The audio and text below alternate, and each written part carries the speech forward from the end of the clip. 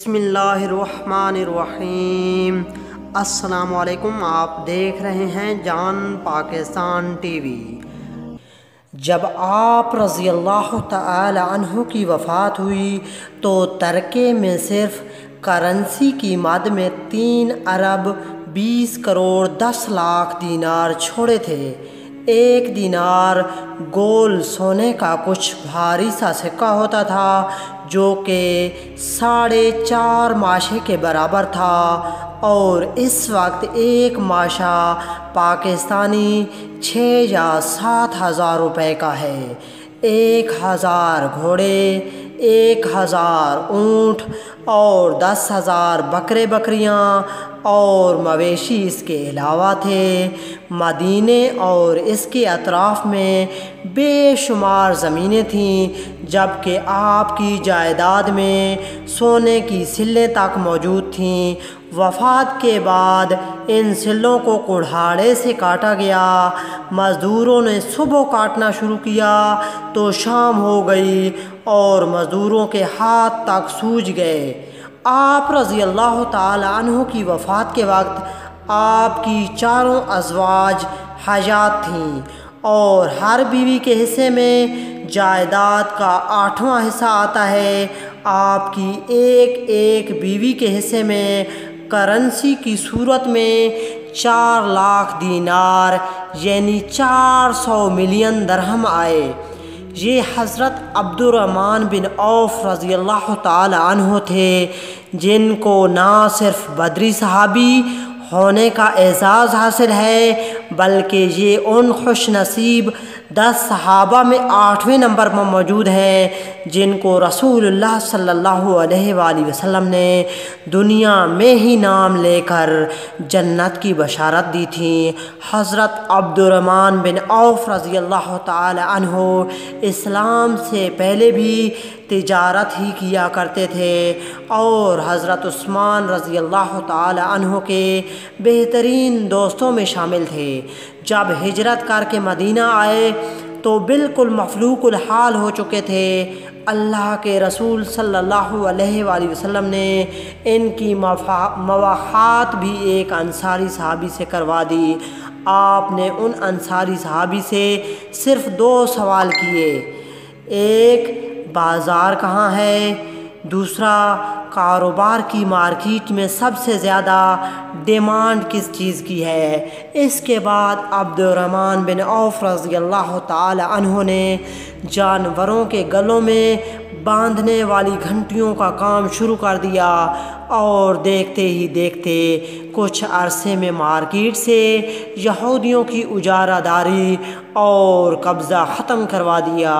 اللہ کے رسول صلی اللہ علیہ وآلہ وسلم نے مدینے میں جو مارکیٹ قائم کی تھی، آپ وہاں کے چھوٹے تاجروں کو کم منافع اور بلا سود مال بھی سپلائی کرتے تھے۔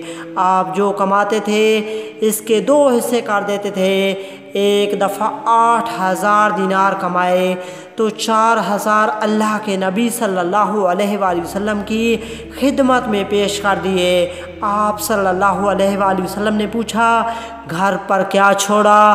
فرمایا، اتنا ہی جتنا لے کر آیا ہوں۔ آپ صلی اللہ علیہ وآلہ وسلم نے دعا فرمائی، اے اللہ، عبدالرحمن جو رحمان کا تاجر ہے، اس کے دونوں مالوں میں جو یہاں لے کر آیا ہے اور جو گھر پر چھوڑ آیا ہے، اس میں برکت عطا فرما۔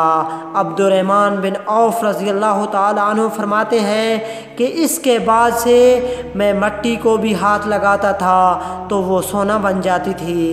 ایک دفعہ مدینے میں ریت کا طوفان آ گیا، لوگ حیران پریشان گھروں سے باہر نکل آئے۔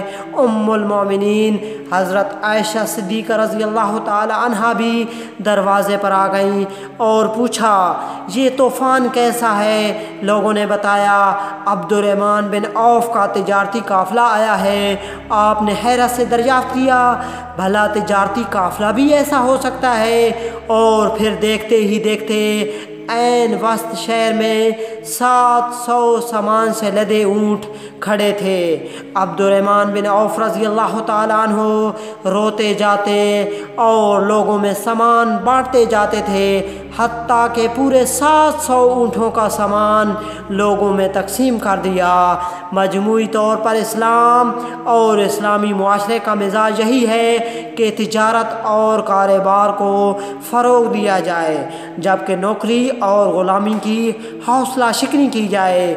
इसलिए रसूलुल्लाह सल्लल्लाहु अलैहि वसल्लम की हदीस का मफ़हूम है कि रिज़्क़ के 10 दरवाज़े हैं, जिनमें से 9 तिजारत में खुलते हैं और बाकी एक में दूसरे तमाम शामिल हैं। लोग इस बात पर बहस करते हैं कि इस्लाम तबलीग से फैला या तलवार से।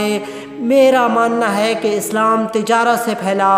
मुसलमान बेइंतहा वसी सोच के मालिक थे। ये ख़ुद को ब्रांड बनाना और ब्रांड करना जानते थे। मुसलमानों ने ख़ुद को कभी भी मक्का, मदीना या अरब तक महदूद नहीं किया। ये ईरान, इराक़ और हिंदुस्तान से होते हुए जज़ायरुल ग़राइबुल हिंद तक पहुँच जाते थे और अपनी ब्रांड सारी दुनिया में मुतारिफ़ करवाते थे। इनकी ब्रांड का नाम इस्लाम था, मकसद इस्लाम होता था और नतीजे में पैसा भी मिलता था। ये कपड़े में नुक्स और ऐब बताकर बेचते थे।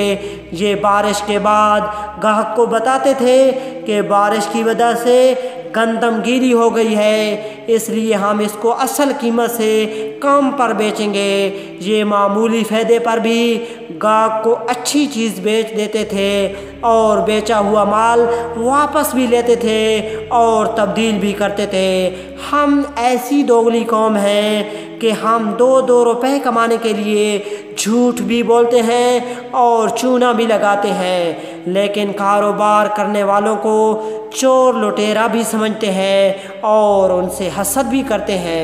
आज सारी दुनिया को ये बात समझ आ चुकी है कि इंपोर्ट एक्सपोर्ट, सरमायाकारी और तिजारत करने वालों को इज़्ज़त देने से मुल्क और कौमें तरक्की करती हैं, लेकिन जिनके आबाओ अजदाद ने 3 बरे-आज़मों में अपना कारोबार मुतारिफ़ करवाया, वही इस बात से नावाकिफ़ हैं। दुनिया में 500 बड़ी ऑयल कंपनीज़ हैं, लेकिन इनमें से एक भी किसी मुसलमान मुल्क की नहीं है, जबकि तेल पैदा करने वाले 11 में से 10 ममालिक अरब हैं। आपको पाकिस्तान की बड़ी बड़ी नाम नहाद